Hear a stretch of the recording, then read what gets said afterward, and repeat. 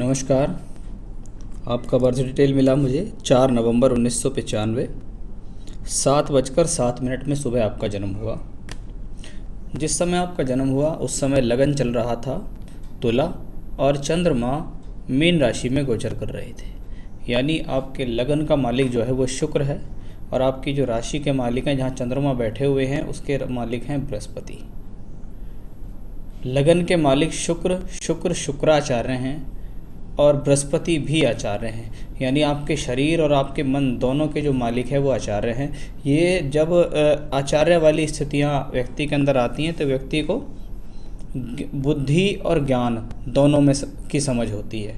यानी बुद्धि की बात करते हैं तो जीवन में वो एक एजुकेशन के स्तर को बताता है, और यदि ज्ञान की बात करते हैं तो ये सामाजिकता को दर्शाता है। यानी आप अपने धर्म का पालन कर रहे हैं, आप अपने घर परिवार के संस्कारों को अपना रहे हैं, ये ज्ञान का स्तर कहलाता है। आप 2 दूनी 4 होते हैं, स्कूल में पढ़ाई करके सीख रहे हैं, वो एक बुद्धि का स्तर होता है। वो दोनों ही स्थिति में वो स्थिति ठीक कही जाती है। चलिए लगन से शुरू करते हैं। लगन का शुक्र का लगन है तुला लगन। एक बैलेंसिंग लगन होता है, चर लगन होता है। यानी व्यक्ति अपने जीवन में कुछ ना कुछ चलते रहना पसंद करता है कि उसकी लाइफ में कुछ ना कुछ नया होते रहना चाहिए। बैलेंसिंग लगन का मतलब यहाँ यही है कि सभी परिस्थितियों में व्यक्ति किसी न किसी प्रकार से एडजस्ट करता है। लगन में बैठे हैं सूर्य। एकादशे सूर्य का लगन में होना, कहने को ये धन योग है लेकिन ये सूर्य यहाँ नीच का भी है। ये स्थिति आँखों और बालों से संबंधित या त्वचा से संबंधित रोग देने में सक्षम हो सकती है। साथ में बुध हैं जो भाग्येश हैं। भाग्य स्थान का मालिक जब लगन में हो तो व्यक्ति भाग्यशाली है। जीवन में उसको सुख सुविधाओं का भोग करने के लिए मिलेगा, लेकिन बुध यहाँ राहु के बहुत क्लोज है। बुध बुद्धि का कारक है और राहु के साथ आप बैठकर ये बुद्धि को तीव्र बनाता है कि बुद्धि कुशाग्र होती है। लेकिन इसी कुशाग्रता के कारण व्यक्ति जीवन में मात भी खाता है। यानी ये स्थिति मति को भ्रम कर सकती है। कभी कभी अपने अंदर एक ओवर कॉन्फिडेंस वाली स्थिति को भी ये बुध राहु की युति लाती है, तो उससे थोड़ा सा आपको बचना होगा। लगन पर अन्य किसी ग्रह का प्रभाव नहीं है। और बात करेंगे लगनेश शुक्र की। लगन का मालिक जो शुक्र है वो दूसरे घर में है। लगनेश का दूसरे घर में जाना और दूसरे घर का मालिक मंगल भी वहीं पर बैठा हुआ है। यानी व्यक्ति का घर परिवार वालों के प्रति जो है समर्थन है, समर्पण भाव है। घर परिवार के लोग भी उसको बहुत अच्छी तरीके से चाहते हैं। पूरे परिवार का उसे सहयोग मिलता है। ऐसे लोग अपनी वाणी के बल पर इम्प्रेस करने में सक्षम होते हैं। यानी जीवन में वाणी के बल पर, कुटुंब के बल पर, घर परिवार के सहयोग के बल पर, अपनी बोलचाल भाषा के बल पर आप जीवन में तरक्की करते हैं। आप जीवन में पैसा भी कमाते हैं क्योंकि मंगल भी वहाँ पर उसी स्थान में बैठा हुआ है। प्रॉब्लम आती है जब बृहस्पति इस भाव में बैठ जाता है। बृहस्पति मंगल की राशि में है, मित्र की राशि में है, लेकिन बृहस्पति को ये कहा गया है कि तुला लगन के लिए बृहस्पति जो है 6th लॉर्ड भी है।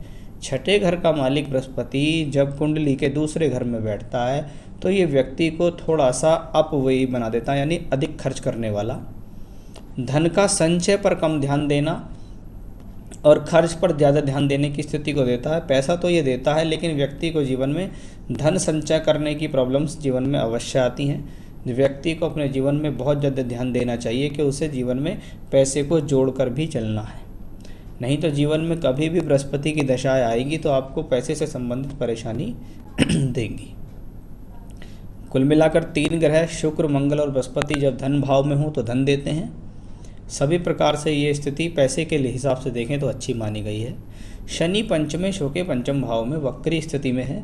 ये स्थिति थोड़ा संतान प्राप्ति में देरी देने में सक्षम है, लेकिन बुद्धि के हिसाब से अच्छी है, कैचिंग पावर के हिसाब से अच्छी है, एजुकेशन के हिसाब से अच्छी कहलाती है। व्यक्ति चाहे तो अपने स्वयं के बल पर अच्छी और हायर एजुकेशन भी कर सकता है, क्योंकि आपका जो हायर एजुकेशन का मालिक मरकरी है और एजुकेशन का कारक जो मरकरी है वो भी लगन में अच्छी स्थितियों में बैठा हुआ है। सूर्य के साथ है, इसका मतलब प्राप्तियाँ देता है। इसको कह सकते हैं जीवन में आपने कभी कोई एजुकेशन किया और उसमें आपको कुछ फल मिल गया कि मेरा किसी मेरिट में नंबर आ गया या मैंने कोई प्लेस ले ली या मेरे लिए वो अचीवमेंट अच्छी रही, वो कॉम्बिनेशन भी यहाँ साफ तौर पर दर्शित है। चंद्रमा 10th लॉर्ड है। दशमेश चंद्रमा जब 6ठे घर में बैठे, बृहस्पति की राशि में बैठे और बृहस्पति से दृष्ट हो जाए तो ये एक कॉम्बिनेशन बनता है लाइफ में, वो मैं आपको बता देता हूँ। मैंने ये कॉम्बिनेशंस मैनेजमेंट वालों के हॉरोस्कोप में, फाइनेंस वालों के हॉरोस्कोप में, टीचिंग वालों के हॉरोस्कोप में, बैंकर्स के हॉरोस्कोप में बहुत अधिक देखा है। तो ऐसे सभी कामों में आप अपने जीवन में सफलता प्राप्त करेंगे। व्यवसाय की अपेक्षा नौकरी में ज़्यादा तरक्की होगी। आपका जो चंद्रमा है ये आपकी दशमांश कुंडली में भी देखिए तो अष्टम भाव में फिर से बृहस्पति के साथ है और दोनों धन भाव को देख रहे हैं, यानी वो कॉम्बिनेशन इसमें पूर्ण रूप से आता है। केतु सप्तम भाव में, मंगल की राशि में अगर केतु बैठ जाए, उसके ऊपर शनि की दृष्टि भी पड़ जाए, सामने सूर्य भी देख रहा हो तो बुध, और मंगल बैठा हो अपनी राशि से अष्टम में, ये स्थिति वैवाहिक जीवन के लिए कोई ज़्यादा बेहतर नहीं कही जाती।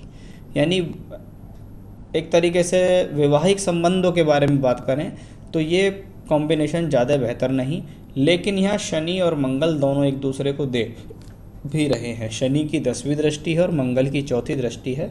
जब शनि और मंगल एक दूसरे को प्रभावित करें तो व्यक्ति स्वयं के बल पर बहुत अच्छा अर्जित करने में सक्षम होता है। ये स्थिति मनमर्जी के विवाह एवं प्रेम संबंधों को भी दर्शा रही है। और देखिए आप प्रॉब्लम कहाँ है, नवांश कुंडली जो कि विवाह के लिए देखी जाती है। नवांश का लग्नेश है बुध, अष्टम भाव में, छठे भाव में षष्ठेश के साथ। शुक्र मैरिज का कारक है, वो 12वें घर में बैठा हुआ है। और महिलाओं के लिए अधिकतर देखा जाना चाहिए बृहस्पति को। बृहस्पति यहाँ 7वें घर का मालिक होकर नीच का होकर बैठा हुआ है, इसलिए जो प्रॉब्लम मुझे लगन कुंडली में दिखाई दी वो प्रॉब्लम मुझे नवांश कुंडली में भी दिखाई दी है कि देखिए जी मैरिड लाइफ वाइज ये चार्ट कोई इतना मजबूत चार्ट नहीं है। शुक्र भी यहाँ नीच के हुए हैं, शनि भी यहाँ 12वें घर में पहुँच गए हैं, बुध यहाँ पहुँच गए मंगल के साथ। तो शादी इनकी बहुत हद तक चांसेस लगते हैं कि व्यक्ति मनमर्जी की विवाह करेगा, अपनी मर्जी से विवाह करेगा। शादी इनकी किसी से भी हो, चाहे लव हो चाहे अरेंज हो, इनको मैरिड लाइफ में प्रॉब्लम्स तो आएंगी। इसलिए उसका सिर्फ और सिर्फ जो इलाज है वो सिर्फ एक ही उपाय है कि आप शादी से पहले कुंडली का मिलान करें। गुण मिलान ना करें कि 36 में से 35 मिल रहे हैं, 30 मिल रहे हैं। अगर कुंडली में 36 में से 10 भी मिल रहे हैं ना, और लड़के की कुंडली लड़की से अच्छी है वैवाहिक जीवन के स्तर पर, तो आप ज़रूर उस शादी को करिएगा। तो कुंडली मिलान पर अधिक ध्यान देना है, अदरवाइज़ वैवाहिक जीवन थोड़ा समस्या भरा हो जाएगा। तो ये तो एक हॉरोस्कोप्स के नॉर्मल कॉम्बिनेशंस की बात हुई है। बुध की महादशा से बच्चे को चल रही है। बुध भाग्येश है, लाभेश के साथ बैठा है, यानी बुध की दशा सोर्स ऑफ इनकम देने में सक्षम है। यहाँ बुध छठे घर में बैठे हैं, इसका मतलब है नौकरी से सोर्स ऑफ इनकम होगा। दशमांश कुंडली में बुध द्वादशेश तृतीयेश होकर पंचम में बैठा है, इसका मतलब अब देखिए बुध की दशा चल रही है जीवन में बहुत लंबे समय से, 2005 से बुध की दशा चल रही है। इसका मतलब है कि बुध की दशा में कुछ बड़ा स्थान परिवर्तन भी दिखाई दिया है। अभी बुध में शनि चल रहा है नवंबर 22 तक, शनि पंचमेश होकर पंचम में। पंचम भाव का मालिक जब पंचम में हो तो ये एजुकेशन को भी शो करता है, ये रोमांस को भी शो करता है, ये लव रिलेशन को भी शो करता है, और ये पैसे को भी शो करता है। यानी मंगल भी उसको देख रहा है, इसलिए सोर्स ऑफ इनकम भी इस दशा में बनेगी अवश्य नवंबर 22 तक। यहाँ भी शनि की स्थितियाँ इसी प्रकार को दर्शित कर रही हैं। कुंडली में कोई देखकर कह सकता है कि आपको कालसर्प दोष है, क्योंकि राहु केतु एक्सेस में आपके सारे प्लैनेट आ गए हैं, लेकिन मैं इसको कोई शास्त्र लिखित योग नहीं मानता हूँ। इसके लिए तो मैं सिर्फ इतना ही कहता हूँ कि अगर किसी की कुंडली में इस प्रकार की स्थिति हो तो उसे एक बार मध्य प्रदेश में उज्जैन जगह है, वहाँ महाकालेश्वर मंदिर जाना चाहिए और एक बार पूजा कराई जानी चाहिए। बाकी ये कोई बहुत बड़ा विषय नहीं है। कालसर्प इसको लोगों ने थोड़ा फैला जाते दिया है। चलिए आपके सवालों के साथ चलता हूँ मैं। आपने कहा कि हेल्थ कैसी रहेगी, कोई गंभीर बीमारी या ऑपरेशन का कोई योग तो नहीं है। देखिए ऐसा तो कोई बहुत बड़ा हेल्थ इश्यूज़ मुझे इस कुंडली में अभी तक नज़र नहीं आया है। प्रॉब्लम आ रही है केतु की दशा से, क्योंकि बुध की दशा इनको भले ही चल रही है। अभी केतु आएगी इनके जीवन में, देखिए आप नवंबर 2022 से 7th हाउस में केतु है। तो केतु की दशा से समस्या साफ तौर पर दर्शित हो रही है कि आगामी समय में आपको अपनी हेल्थ का ध्यान रखना होगा। कोई बड़ी बीमारी के इंडिकेशंस मुझे नहीं दिखते हैं। मैरिज कब होगी और कहाँ होगी, किससे होगी? देखिए कब होगी बताता हूँ मैं अभी आपको। बुध में अभी शनि की दशा इनको चल रही है। बुध में शनि नवंबर 2022 तक है, और ग्रह गोचर के स्थिति के हिसाब से देखें तो अभी से लेकर भी, क्योंकि मार्च 2020 से इनको योग शुरू हुआ है और नवंबर 2022 तक ये चल रहा है। थोड़ा सा दूर दिखती है मैरिज, इतना तो पक्का है कि भी जो भी लड़का है वो काफ़ी दूर का रहने वाला है, यानी दूर स्थान से जुड़कर मैरिज होना या शादी के बाद जन्म स्थान से बहुत दूर स्थान पर चले जाना, वैसी स्थिति दिखती है। और नवंबर 2022 तक शादी के बहुत अच्छे संकेत हैं। मन मर्जी के विवाह के संकेत मुझे यहाँ ज़्यादा दिखाई देते हैं। कहाँ होगी, दूर होगी, किससे होगी? देखिए ऑब्वियस सी बात है, हॉरोस्कोप में ये चीज़ नहीं पता लगती है, पर हाँ लड़की का विवाह है तो लड़के से होगा, ये तो एक स्वाभाविक सी बात है। लेकिन हाँ एक जानकारी विवाह या लव मैरिज के इंडिकेशंस ज़्यादा दिखाई दे रहे हैं। मैरिड लाइफ कैसी रहेगी उसके बारे में मैं आपको बता चुका हूँ। संतान के बारे में मैंने आपको एक इंडिकेशन दिया था, संतान प्राप्ति में कुछ बाधाओं के योग हैं, यानी संतान कुछ कष्ट से या परेशानी से होने की संभावना दिखाई दे रही है। अदरवाइज संतान तो अवश्य होंगी, और मैं समझता हूँ ये अपने जीवन में कम से कम 4 बार कंसीव करेंगे। संतान तो 2 ही रहेंगी इनके पास। अपना घर कब तक बनेगा? अगर स्वयं के घर पे बात करते हैं कि मैं खुद अपने आप सोर्स ऑफ इनकम बना के अपने आप पैसा अर्जन करके जीवन में कुछ बना लूं, तो वो मुझे दिखाई देता है जाके 2029 के बाद। 2029 से जब जीवन में शुक्र की दशा आएगी, वो इनके करियर के पॉइंट ऑफ व्यू से भी अच्छी रहेगी। और उस दशा में मैं कह सकता हूँ कि 29 से 33 के बीच में, 2029 से 33 के बीच ज़्यादा अच्छा समय रहेगा मकान बनाने के लिए। जॉब में सक्सेस और फेम मिलेगा कब तक? अभी तो आपकी जो उम्र है वो एक 24 साल की उम्र है, अभी तो करियर की एक तरीके से उठान शुरू हुआ है। अगर जॉब में फेम की बात करेंगी तो वो शुक्र की दशा में मिलेगा, यानी अभी तो आपको जॉब में जाना है, अपना पहचान बनानी है, अपने काम करके अपनी पहचान बनानी है। और नवंबर 2029 से जब आपको शुक्र की दशा मिलेगी, इसमें आपके करियर पीक पर जाएगा, यानी फाइनेंशियली बहुत अच्छा रहेगा, सुख साधनों से अच्छा रहेगा, नेम फेम भी आपको उस दौरान अवश्य मिलेगा। लाइफ का गोल्डन पीरियड मैं कह सकता हूँ वही शुक्र की दशा से ही गोल्डन पीरियड है, नवंबर 2029 से। मनी वाइव लाइफ अच्छी रहेगी, इसमें कोई भी संदेह नहीं है। तो ये था आपका हॉरोस्कोप, और हॉरोस्कोप से रिलेटेड दशाओं के बारे में मैंने बात की। आगे भी अभी देखिए आपको नवंबर 22 के बाद केतु की दशा है। केतु कोई ख़राब ग्रह इस कुंडली का नहीं है, 7th हाउस में बैठता है तो थोड़ा सा हस्बैंड वाइफ के रिलेशन में उठा पटक देता है थोड़ी बहुत। नवांश में देखिए केतु मंगल की राशि में एकादश में, लेकिन मंगल अगेन 6th हाउस में है, लगना लॉर्ड के साथ है और शनि से दृष्ट है। इसलिए केतु की दशा में अचीवमेंट अच्छी है, प्रोफेशनली अचीवमेंट अच्छी है, लेकिन मैरिड लाइफ वाइज अचीवमेंट अच्छी नहीं है। प्रोफेशनली भी देखें तो केतु दशमांश में भी 10th हाउस में बैठा हुआ है। तो कुल मिला के ओवरऑल देखें, नौकरी से तरक्की ज़्यादा है, बिजनेस लाइफ वाली स्थिति है मुझे अच्छी लगती नहीं है। तरक्की आप जीवन में अवश्य करेंगे, इसमें कोई संदेह नहीं है।